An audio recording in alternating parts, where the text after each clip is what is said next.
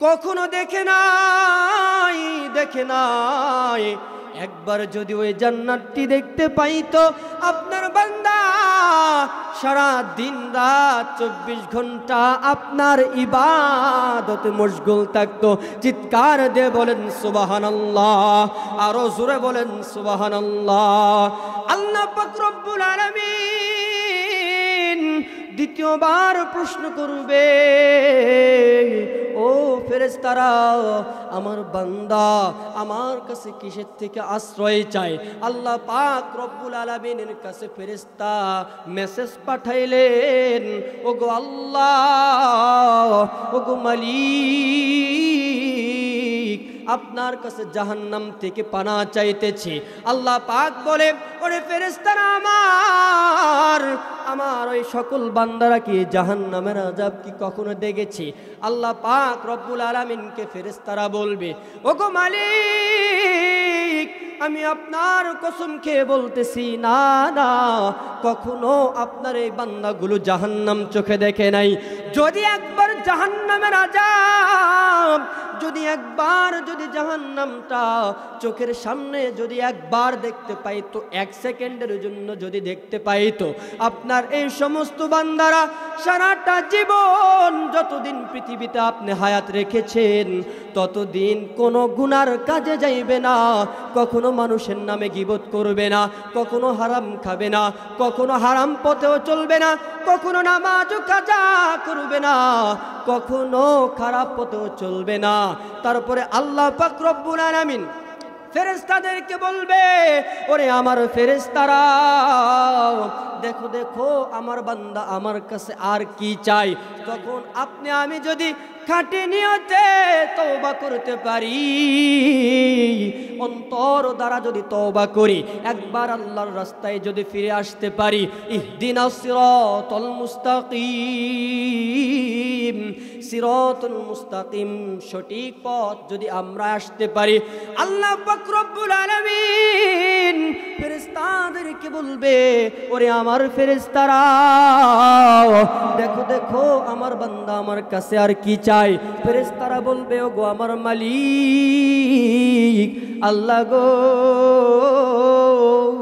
আপনার এই সমস্ত বান্দারা আপনার কাছে তওবা করতেছে, গুনার দিকে তাকাইয়া অন্তর দ্বারা তওবা করতেছে, আপনার কাছে দু চোখের পানি ফেলে তওবা করতেছে। আল্লাহ পাক রব্বুল আলামিন আর বসে থাকবে না, আর অন্য কোনো প্রশ্ন করবে না, অন্য কোনো কথা বলবে না, সকল ফেরেশতাদেরকে বলবে, ওরে আমার ফেরেশতারা, সকল ফেরেশতারা, তোমরা সবাই সাক্ষী থাকো, তোমরা সবাই সাক্ষী থাকো, তোমাদেরকে সাক্ষী রেখে ওই সমস্ত বান্দাদের জীবনের সমস্ত গুনাহ খাতা মাফ করে দিলাম। চিৎকার দিয়ে বলেন সুবহানাল্লাহ, আর জোরে বলেন সুবহানাল্লাহ। তাহলে কি বুঝলাম আমরা?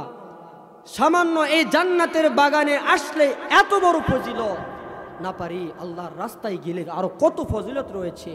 শুধু তাই নয়, আল্লাহ পাক আমাদেরকে সহজ করে দিয়েছেন পৃথিবীতে আমল করার জন্য, কিন্তু মানুষ তো সেটা বোঝে না।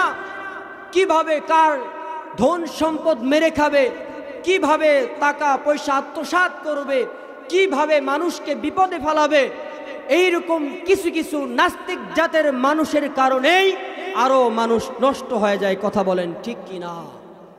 এই জন্য আমি বলতে চাই যে আপনি আমি যতদিন পৃথিবীতে আছি, অবশ্যই সর্বপ্রথম আপনি আমাদের অন্তর থেকে গীবত নামক ভাইরাসটি দূর করতে হবে। গীবত, চগলখড়ি, আরেকজনের কথা আরেকজনক যায় লাগায়, আরেকজনের কথা আরেকজনক লাগায়।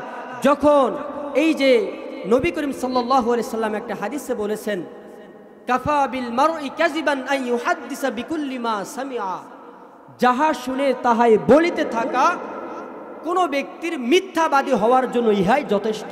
বলেন নাউজুবিল্লাহ। বলে কেমন? আপনি একজনের মুখ থেকে একটা কথা শুনে অন্য মানুষের নামে ওই কথা আরেকজনের যায় বলতেছেন, এটা মিথ্যাবাদী, একদম ডাসা মিথ্যাবাদী। এর জন্য জাহান্নাম বরাদ্দ।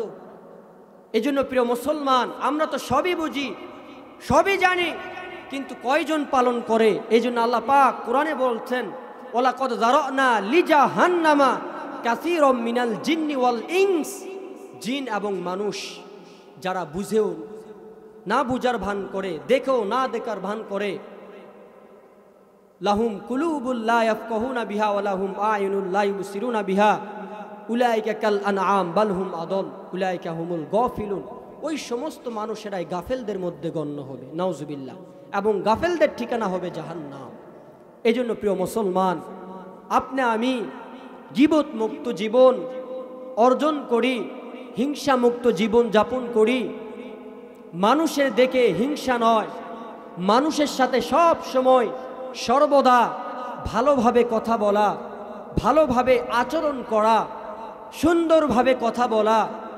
একটা গরুকেও যদি আপনি ভালো করে কথা বলেন, সেই গরুটাও কিন্তু কথা শুনতে রাজি আছে, কিন্তু যখনই সামান্য একটা কুকুরকে ঘেউ করে তাড়িয়ে দিবেন, সেই কুকুরটা আপনার প্রতি ঘেউ করে দৌড় মারবে। কথা বলেন ঠিক কি না? এই জন্য আপনি যার সাথে যেমন ব্যবহার করবেন, আপনি তার থেকে ওই রকমই ব্যবহার পাবেন। এই জন্য প্রিয় মুসলমান, আপনি অবশ্যই, আপনি যেই কেউ হন, মুসলমানের সাথে কি করবেন? সম্পর্ক রাখবেন ভালো।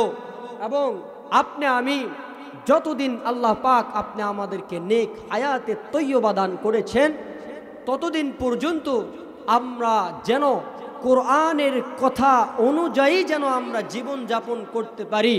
এই জন্য আপনাদেরকে আমি বলতে চাই, আপনাদেরকে আবারও বলতে চাই, আল্লাহ পাক কোরআনে বলেছেন, ফাদখুলি ফি ইবাদি ওয়াদখুলি জান্নাতি, যে বান্দা তোমাকে আমি পরীক্ষার জন্য পাঠাইলাম, তোমাকে আমি পরীক্ষার জন্য পাঠাইলাম। তুমি যদি পরীক্ষায় সফলতা অর্জন করতে পারো, আমি আল্লাহ পাক ফাদখুলি ফি ইবাদি ওয়াদখুলি জান্নাতি, একদম 100% সত্য কথা আল্লাহ পাক বলতেছেন। আমি আল্লাহ ওই বান্দাকে পুরস্কার দিব জান্নাতুল ফিরদাউস। বলেন সুবহানাল্লাহ।